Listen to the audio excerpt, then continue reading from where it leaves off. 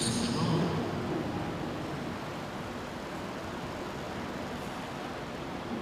Naquele tempo, disse Jesus aos seus discípulos: se alguém me ama, guardará a minha palavra, e meu Pai o amará, e viremos a ele, e nele faremos a nossa morada. Quem não me ama, não observa as minhas palavras. E a palavra que ouvistes não é minha, mas do Pai que me enviou. Eu vos disse estas coisas enquanto estive convosco. Porém, o Consolador, o Espírito Santo, a quem o Pai enviará em meu nome, ele vos ensinará todas as coisas e vos recordará tudo o que vos tenho dito. Deixo-vos a paz, dou-vos a minha paz. Não vo-la dou como o mundo vo-la dá.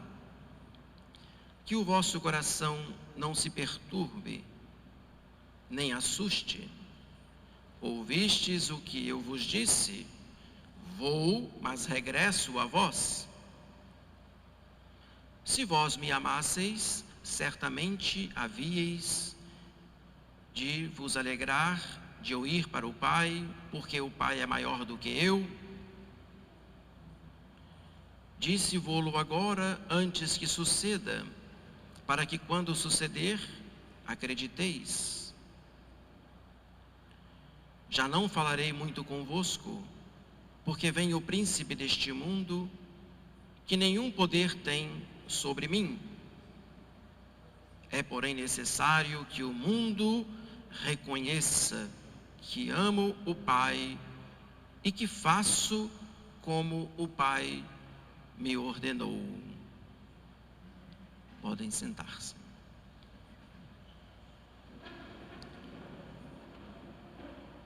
Festa de Pentecostes, concluindo agora, neste dia, os 50 dias após a Páscoa da Ressurreição. Estamos diante do mistério do amor de Deus. O Pai que sacrifica o seu Filho. O Filho que, através do Espírito Santo, efunde sobre a Igreja o amor. É a obra da Trindade, obra do amor. E se Deus é amor, o Espírito Santo é o amor em Deus. É o amor personificado. É a terceira pessoa da Santíssima Trindade. Deus, como o Pai é Deus, como o Filho é Deus. E que deve ser adorado, assim como o Pai, assim como o Filho, que deve ser glorificado. O Divino Espírito Santo, o qual nós hoje, com todo o coração, não só queremos adorar, glorificar, mas com um coração aberto, queremos que o Espírito Santo venha infundir o amor, aquele mesmo amor que ele fez descer sobre a igreja naquele domingo, quando os apóstolos estavam reunidos com Nossa Senhora no cenáculo de Jerusalém. Por que havia tanta gente em Jerusalém? Porque a festa de Pentecostes era a festa dos judeus, assim como a Páscoa.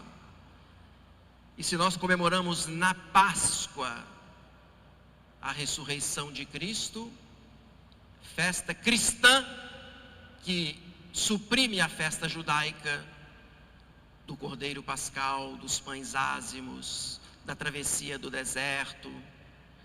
É claro que também no dia de Pentecostes, a festa pela qual o Espírito Santo inaugura a igreja, também suprime aquela festa judaica quando o povo estava já no Monte Sinai, recebendo a aliança da lei, para depois na terra prometida, quando o povo, também celebrando a festa de Pentecostes, oferecesse a Deus as primícias das colheitas. Esta é a festa judaica de Pentecostes.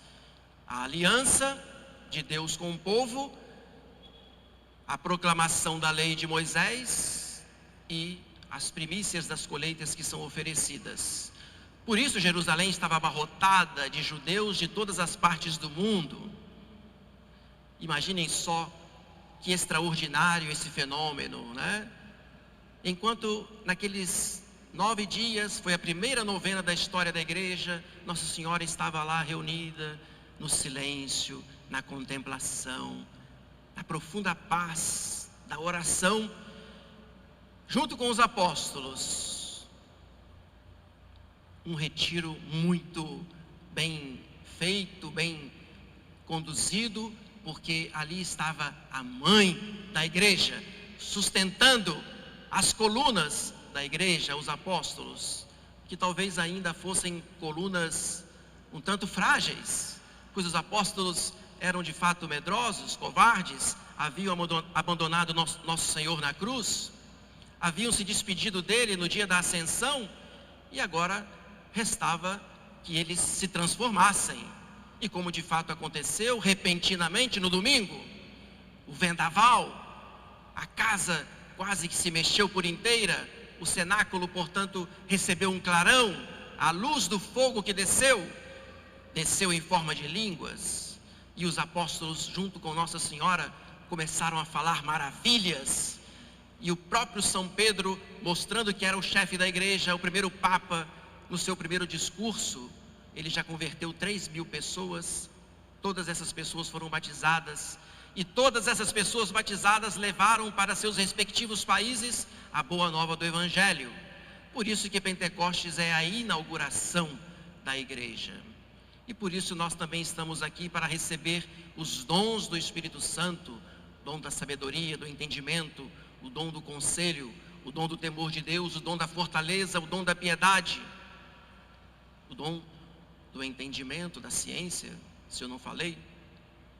Mas é claro, sobretudo, o amor. Este amor também que leva o cristão a anunciar Jesus Cristo e a fazer com que o irmão possa receber essa boa nova, porque nós não podemos guardar para nós aquilo que Deus dá gratuitamente. E não só gratuitamente, Deus nos dá abundantemente, em profusão. É evidente que aonde abundou o pecado, superabundou a graça, o amor de Deus. E olha que, olhando cada um para a sua própria vida, aí você deve se sentir um tanto incapaz de anunciar o Evangelho, mas é exatamente porque aonde abundou o pecado, a mediocridade, a malícia, cada um tem a sua história, mas é exatamente por causa disso que é preciso então buscar a conversão. E nessa conversão ter a coragem de anunciar o Evangelho e de também dar testemunho diante dos homens, pois é essa a função, a missão do fiel católico que foi batizado, recebeu a graça santificante, tem a morada do Espírito Santo na alma, recebeu o crisma para poder ser soldado de Cristo e não ter vergonha da religião nem medo, e assim também, se for possível, até mesmo dar a vida pela igreja, o nosso Senhor. Meus amados irmãos, como o nosso Senhor falou no Evangelho aqui, que é o mais importante da festa de hoje: se alguém me ama, essa é a questão, se alguém me ama, guardará a minha palavra, e meu Pai o amará, e nós viremos a Ele, e nele faremos morada. Ora, a festa de Pentecostes é a festa da aliança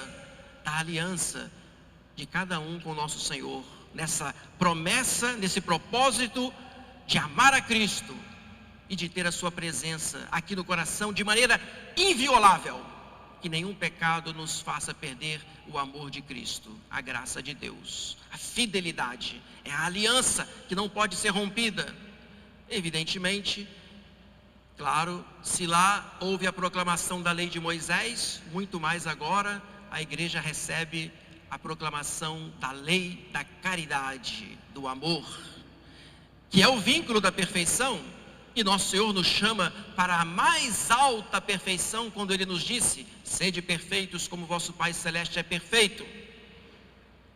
E não vai haver perfeição, meus amados irmãos, se houver mediocridade, se houver preguiça espiritual, má vontade, e se houver um coração endurecido, frio, tíbio, o amor de Deus precisa entrar, e é preciso que o cristão viva verdadeiramente essa proclamação do amor em sua vida, de tal modo que o cristão seja assim, reflexo do amor de Deus.